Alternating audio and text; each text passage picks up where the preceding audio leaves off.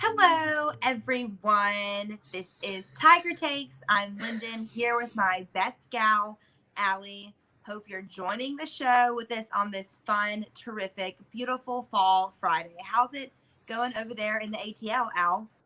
Yeah, if it wasn't for this weather, I think I would still be a little butthurt about that loss on the road up in Happy Valley. Mhm. But this weather is giving me the serotonin boost I needed.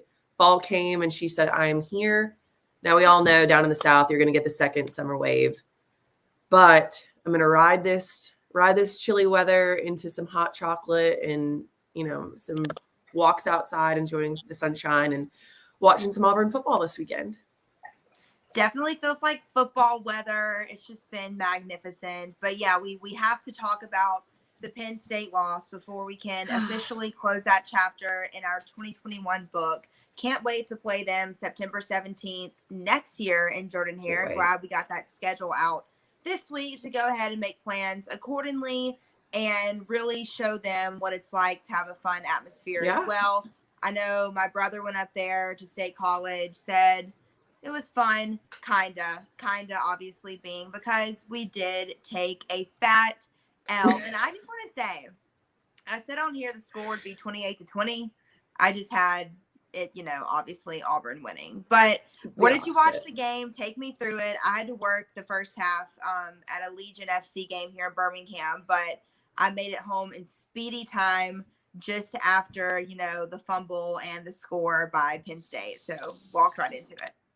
Yeah, thanks again, guys. We know this is a tough one coming into Tiger Takes after an L, but I think there were some positives, some negatives that we can talk about, heading on, and some big opportunities on the rises. But I watched it in the Atlanta official watch party over at Bucket Shop. It's great to see so many fans out there. Man, those 7:30 p.m. games are brutal.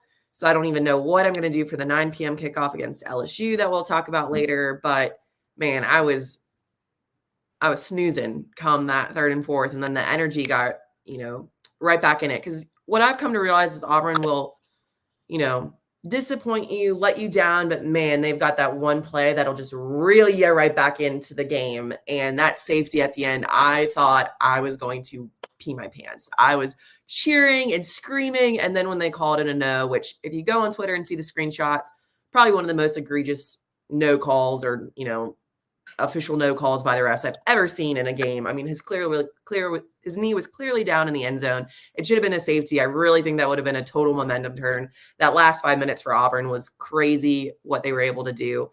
But yeah, it was a tough loss. I really had a lot of confidence going into that game. But there was 3 negatives that I think we really need to talk about coming out of that game that were semi-shocking, semi-not. I think the first one that everyone has been talking about, which was an issue going into it, was the wide receiver group. We talked about it a lot on Tiger Takes that they were losing some big, big names in Elijah Stove and Seth Williams. And, that showed that lack of experience on that, core group that they had for wide receivers at Auburn showed. I think they had 4 drops, looked like a ton more if you were watching the game. Some tough drops that, Bo could have made it a little tighter, could have thrown it a little better, but you got to make those catches. Man, you got to give your quarterback some confidence, throw down the field. And Demetrius Robertson was nowhere to be found, which was semi-shocking.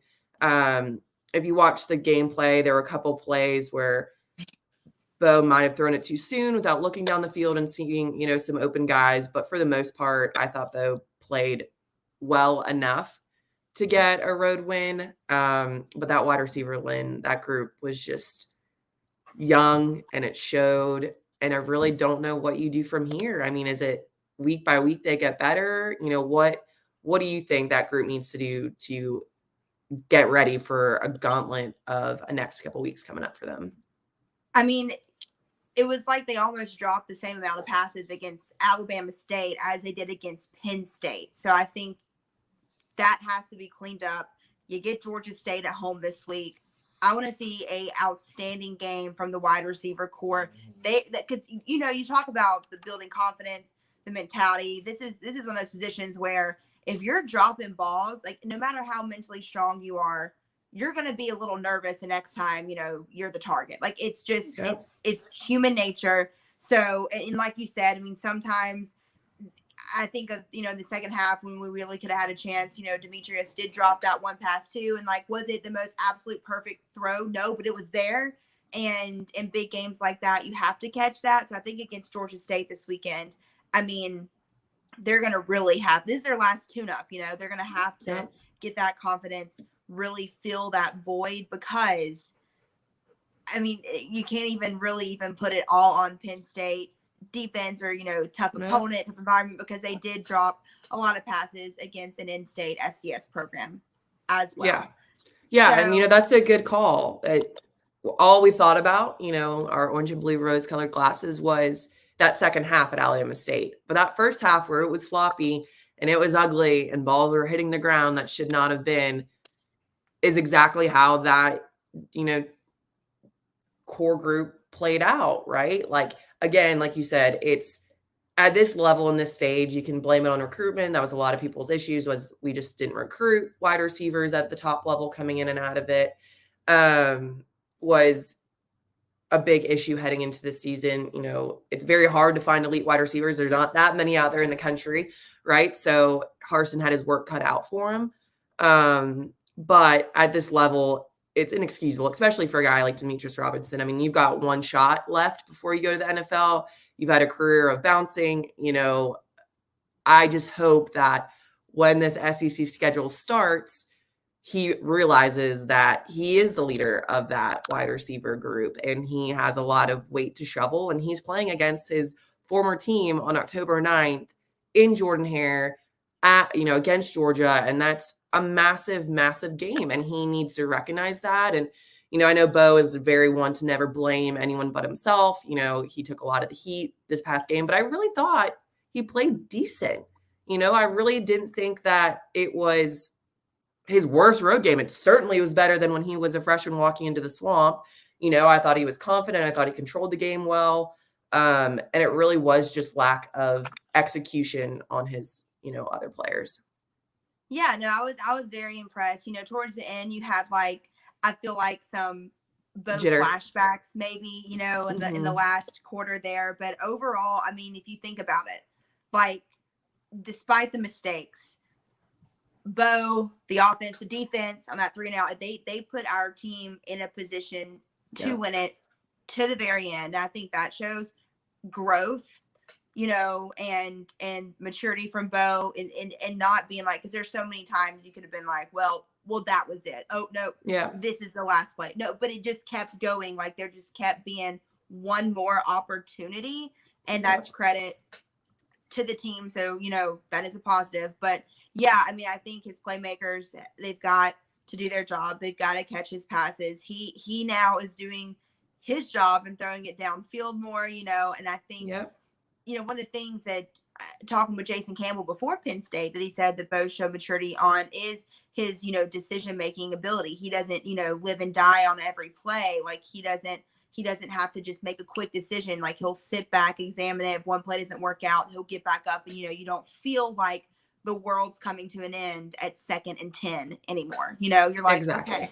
So, and I think, that showed in Penn State too. But yeah, I mean, overall, receivers, one of the things, got to get better. Hopefully this weekend we just see, I'm not even looking for, this means business, but I'm not even concerned about how much, the score is. Obviously you want to put a bunch of points, but I want a clean, solid game out of Georgia State from Auburn this weekend. Obviously another big concern after Penn State is the secondary. Literally, and I don't have the number in my head, but Sean Clifford's just completion percentage was one of the best he's had against us. We naturally, that's the most Auburn thing ever, is you have your best game against Auburn. That's of your entire career. That's obvious.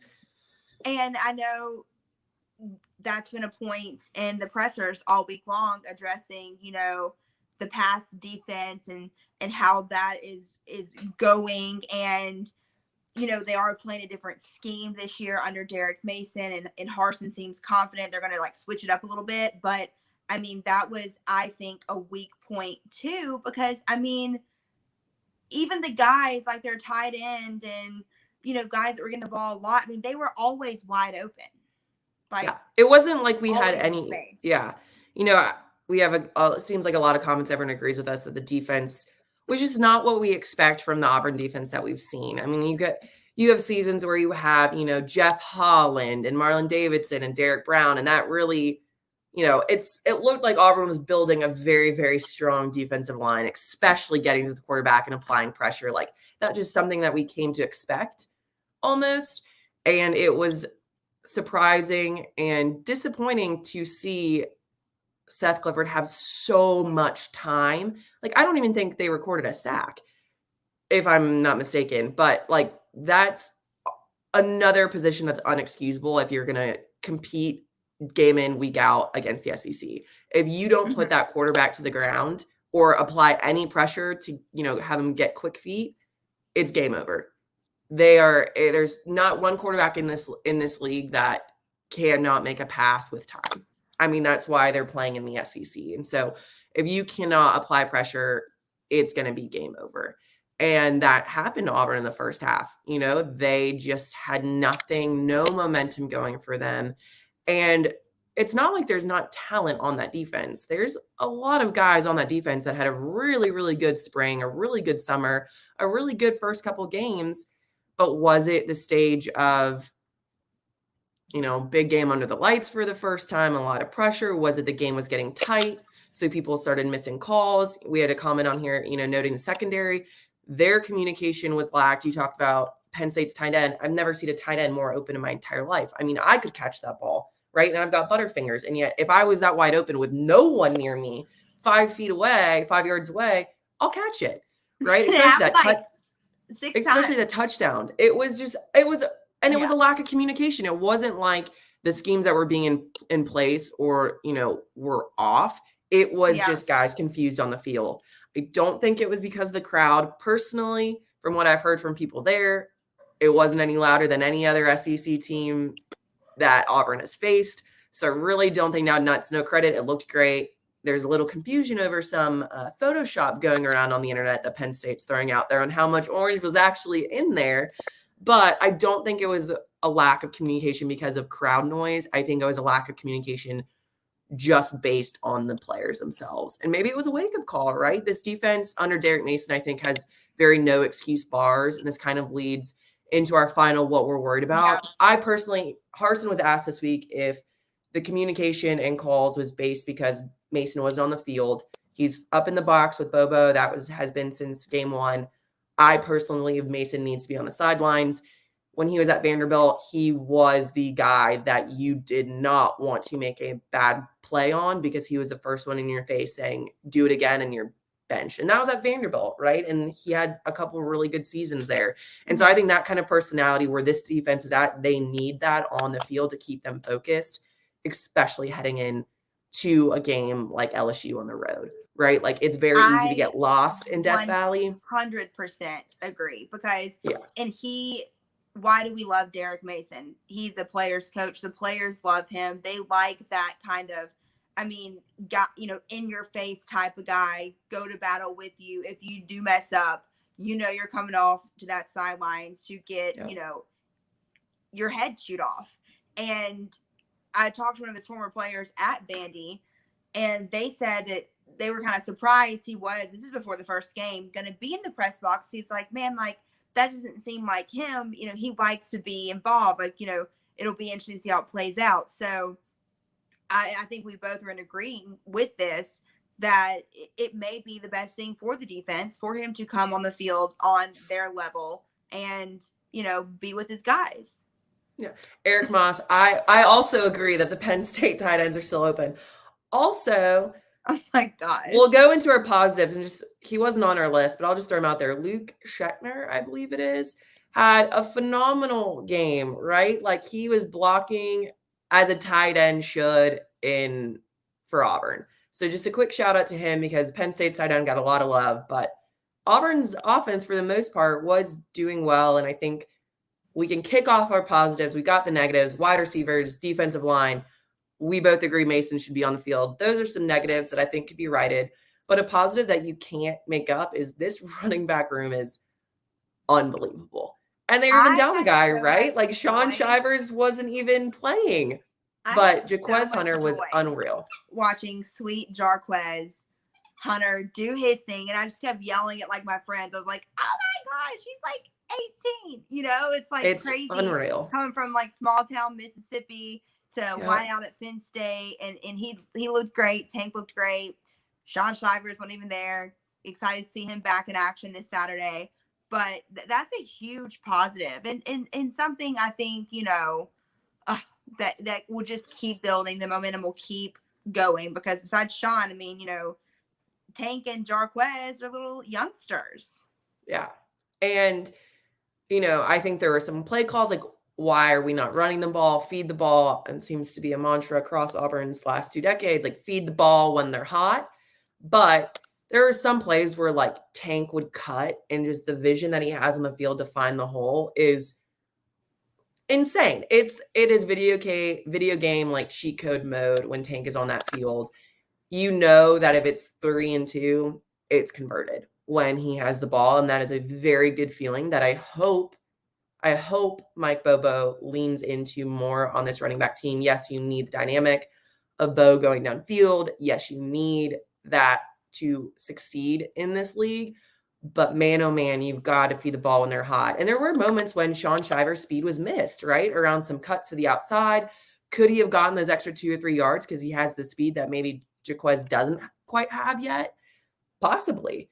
So I think it's going to be really, really interesting to see how this 1-2, 2A, 2B, 1A, 1B running back room goes, because I don't think there's a clear cut outside of Tank between Jaquez and Sean. There's really not a clear cut too, because we haven't seen them both in action at the same time. So yeah, I mean, it's a positive to have, some right? plays at Akron, but I mean, Sean's been out ever since, so I think it'll be really cool to see how they are incorporated this weekend and moving forward with all three. So, and he's going to be hungry, positive. right? He's going to be hungry, and that's what they need. And I think you need a spark. And as much as we talk about Owen Popo and the linebackers being kind of the captains of this team, that running back room needs to be the spark that the offense needs to say, look, I'm doing my job. You catch the ball, right? Like if we can get out there grinding and making the first down conversions and hustling, you need to do the same. So I think that could be a really good, interesting, you know, cocky confidence, chip on your shoulder boost that offensive needs to keep it going. And I think another positive we can take out of this is they never gave up, which you can't really say about some teams in the past, right? Had that game gone away like it did in the third, it could have been a blowout. It could have been a really ugly road game that Auburn would be coming back home with. And up until the last minute, it was tight, right? They came back. That defense gave them that 3 and out. Auburn had the opportunity. There were some 40 questionable seconds, calls. You know, it only takes one. Exactly. You know, there were quite a few plays that, you know, argue what you will, could have went the other way, should have went the other way, but they were in it. And I think that's a good positive take under a first-year head coach, which I think a lot of people don't agree with, you know, or forget, you know, that Harsin, this is a first-year head coach. This is not his 3rd or 4th go around, right? Like this is his first game with an entirely new staff, new schemes. And I think it really shows how much that locker room believes in him and wants to get a W, right? And I think him coming out on Monday and saying, you know, we don't give out game balls for losses.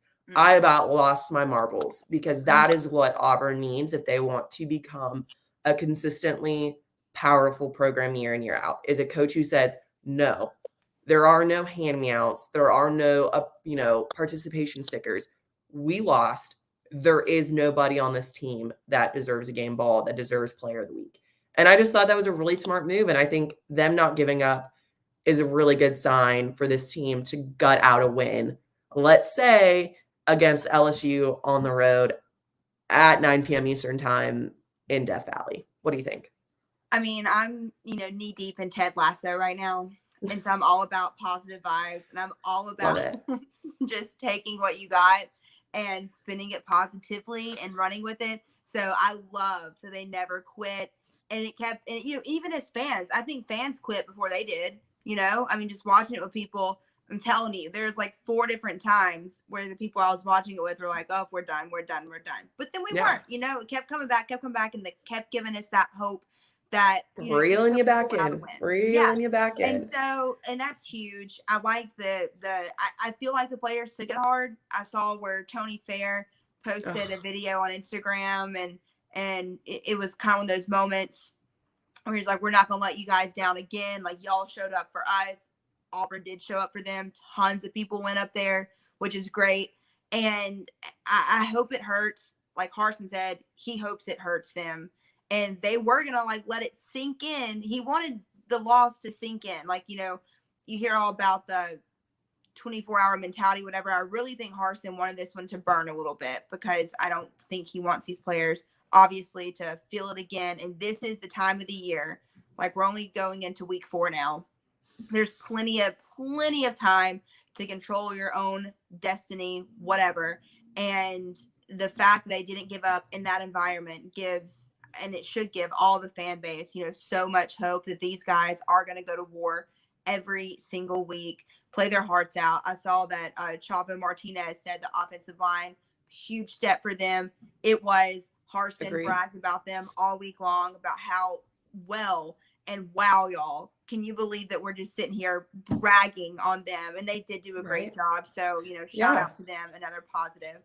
Yeah. And we have Daryl Manning saying that you can tell there's discipline and development. And I completely agree. Harsin's since he got to Auburn, it was foundation, clean process, do it by the book and do it right, or you're out. And I think that is showing even in week 3. When you said week 4, I almost like rolled my eyes, because it feels like week 10, right? Like, it feels like, especially, we can talk about how the fan base handled this loss too before we move on.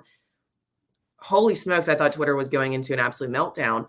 But I will say I was genuinely surprised how people reacted to Harsin coming out of a loss, right? It wasn't coach talk. It wasn't, oh, we'll get him next time, or, oh, shucks. He said, inexcusable, but there's so much we can take to grow upon that this team needs. And I think you're right. I think he wanted it to let it sink in a little bit, because it was tough, especially with so many opportunities. And I think that's what is going to help them in the season, is having a taste of that and knowing how close you were and what you need to do to, cross that finish line. Because again, if this had been a blowout, we're talking a much different scenario for Auburn. They've got to pick up the pieces. Where do they even start? But that foundation is still there. And I don't think people talk about this offensive line enough. They got ridiculed for, months on end heading into the season. They're going to be the reason why Auburn collapses. They're this. They did their job. They gave the holes. They allowed time for Bo to throw. They did what they needed to do. Are they elite? Are they going to be first-round offensive linemen in the NFL? No. That's just not where they're at. But they are a team that has been together for a while, knows their job, and executed as well to get a W. So this loss is absolutely not on Bo and or the offensive line, and I think you agree with me on that. Yeah, and back to like the fans. I'm glad the fans. You can tell the positivity in our comments. Like fans are okay. They're not like throwing in the towel or burning their shirts. And I thought it was funny because I feel like during the game there were meltdowns. Like there were come aparts. Oh my God, Mike Bobo is the next Gus 2.0. Oh my God, this is it. Like as soon as the clock hit 0 and like, you went to the bathroom, I feel like everyone was like, okay, you know what? Not that bad. It was so funny to me because like it really did. I feel like all the hot takes or the come aparts from the fan base was, during the game. And then afterwards they're like, you know what? Yeah, there were mistakes. You could pick out 2 plays that could have been the difference makers here and we would have a win, but didn't work. So, so close. Let's see what Gregory Lawrence has to say. He says, I love the fact there was no flexing or excessive celebrations. Momentary congrats amongst the men, then right back to the line for the next play. True reflection of the new regime. Business. Yeah, that's a good call. Business. It's the 1-0 mentality, right? I mean, I think Auburn got caught doing that a lot last year. I think Seth Williams got himself in a little bit of trouble doing some excess celebrating and, there's a time and place for that. But also, like, when you're down, there is zero reason to flex. You better get on that line and get 7 more. And they did a really, really good job of that. So I think we have some positives. We've got some negatives. It's week 3, or we're done with week 3, 2-1. It's better than 2-1, 3-1.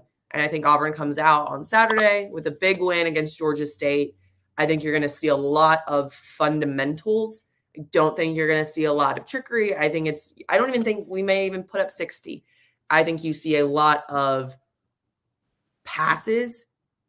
And I think you see a lot of, if you drop a pass, you're not in the next series or the next 5. I really think you're going to see a lot of emphasis on those wide receivers and a lot of practice grind almost, right? Like catch 10 in a row. And if you don't catch one, you restart back to 0. Yep. So I think you're going to see a lot of that. I think hopefully, I don't think it's going to happen, but I would love to see Derek Mason on the sidelines. I think that would just give a spark. Maybe that's what he does for LSU to kind of give, a little road, boost for that team. But I just really think his presence on the sidelines would do wonders. Do you see it against Georgia State? Probably not. But I think we both agree it's going to be a 3-1 Auburn team on Sunday, heading in to Baton Rouge the following week. And, I feel like LSU Auburn, because of the state LSU is in right now, is not getting the hype. I've talked with people, just I'm sure as you have, and it's like, it's not even, I think we have a chance to finally break the curse in Baton Rouge. It's like, if we do not, we're done. Like, something is wrong.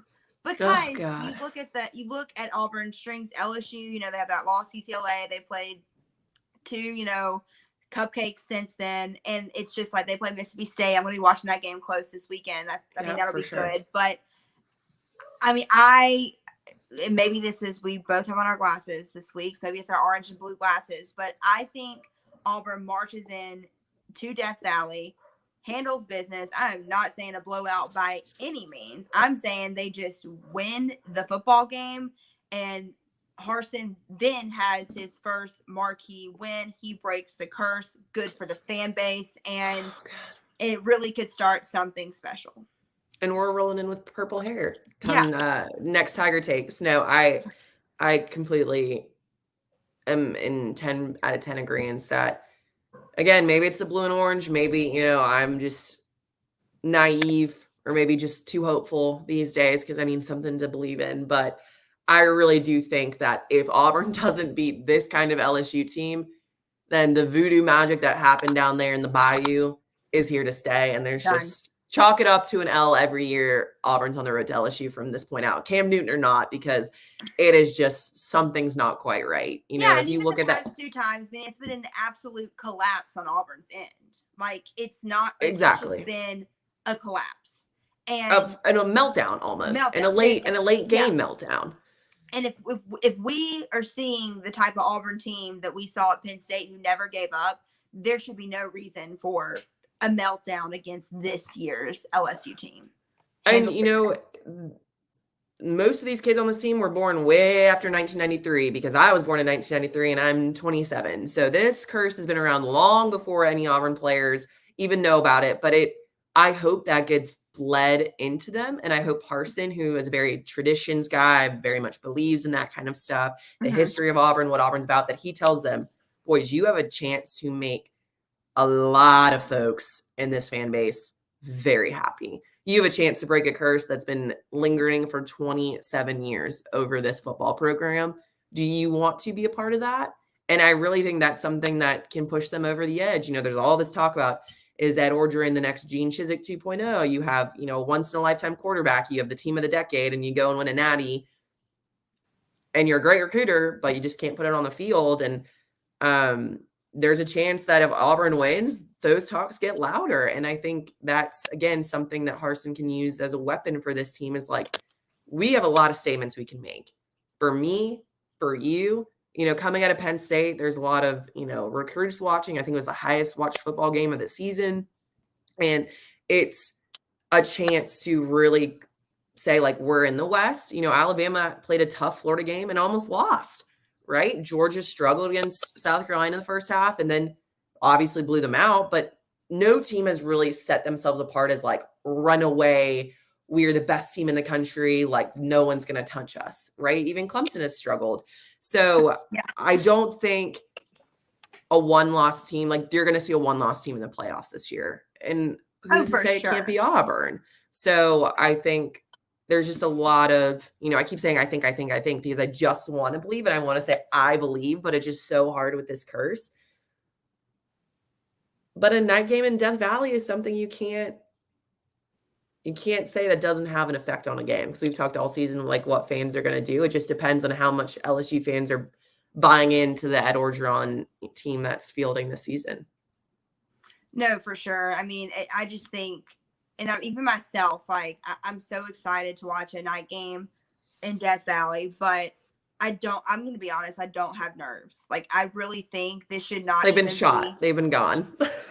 But like, I just really think that like this is, if they lose to this type of LSU team and cannot end the curse now, I give up. No, I give up. And me and you have thrown around the idea about going. Now at the 9 p.m. kickoff, I don't know if this old lady can make it. I think I'm out. But a lot of Auburn fans are traveling in hopes that it's a curse breaker.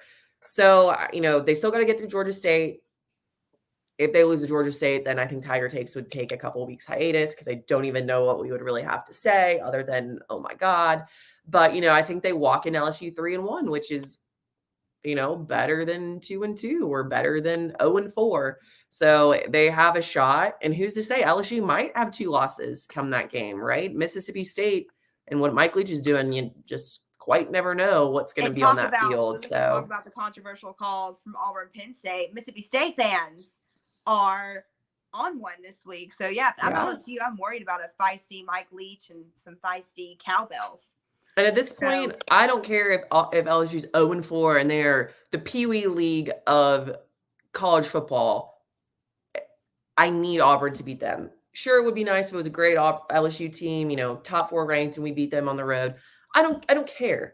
I just want the curse broken so it's lifted, and the Bayou witches down there have nothing left to say. I agree. Well, should we end now with a little Tiger toast on that note? Yeah, let's toast it up. What are you going to be toasting today? I think this is going to sound very cheesy, but throwing it back to what Harsin did by saying we don't have players of the week. I saw that come across my tweet from his press conference, and I'm going to toast to a coach saying like my team deserves or needs to be better before they get a gold star, right? I think in this day and age, it's very easy to, watch what you say or, give praise in fear of, being too harsh. But after a loss, these are grown men, right? They're 18 years old. They can go off and make their own money in NIL now. And you earn your money by playing well. And Harsin basically said, if you want to earn money, then you need to man up and sack up and let's go. So I want to toast to Harsin for being willing to say that to Auburn fan base that wears a lot of orange and blue rose-colored glasses, us included, that has a little bitter taste in our mouth from the last couple seasons. But I toast to him for coming out and saying it and saying it like it is, and hopefully getting this team right for a big two-week stretch, let's say, Georgia State and LSU.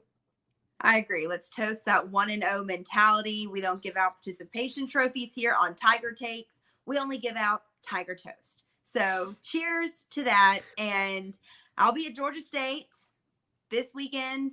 Everyone go say hey. Everyone go if you say see hey. If you see Lyndon walking around, you can't have a beer because I'm assuming you're on call. I'm working, but you can always maybe after carry my tripod. And I will never say no. But yeah, and then Al and I are getting ready for our big, fun Auburn, Georgia weekend because I am not working that weekend. So. I can't even believe that we're even saying that Georgia's like right around the corner, right? I'm still just so used to it being because last year was the first year and it was no one was there anyway. So now the fact that Georgia is 4 weeks away, I'm like, what? Like, this is very odd. So a big stretch of potential for Auburn. What are they going to do with it? You and me and Lyndon and everyone on Tiger Takes is along for the ride. So catch us every Thursday or Friday. We kind of mix it up on y'all depending on our schedules. But thanks for joining us again for another week 4 of Tiger Takes, right?